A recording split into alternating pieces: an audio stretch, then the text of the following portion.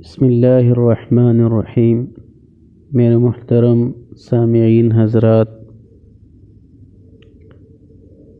ہمارے جو پرانے حضرات ہے اور جو ہمارے بزرگ حضرات ہے، ان کے ہاں یہ بات مشہور ہے کہ معتکف اپنا چہرہ کسی کو نہیں دکھائے گا۔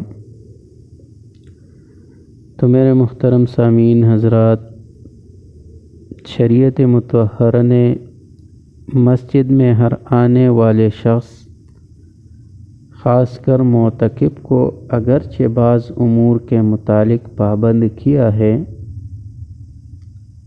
مگر یہ پابندی دنیاوی باتوں اور غیر ضروری امور سے اجتناب تک محدود ہے۔ تو جہاں تک حالت اعتکاف میں کسی کو اپنا چہرہ نہ دکھانے کا تعلق ہے، تو شریعت میں اس کا کہیں ثبوت نہیں ہے، یعنی یہ بات شریعت میں نہیں ثابت نہیں کہ معتکف کسی کو اپنا چہرہ نہیں دکھائے گا۔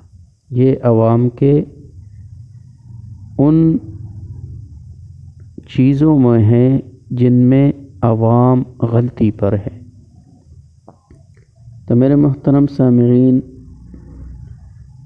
یہ کہنا کہ دوران اعتکاف معتکف کے لیے چہرہ چھپانا ضروری ہے، تو یہ غلط فہمی کے سوا اور کچھ بھی نہیں۔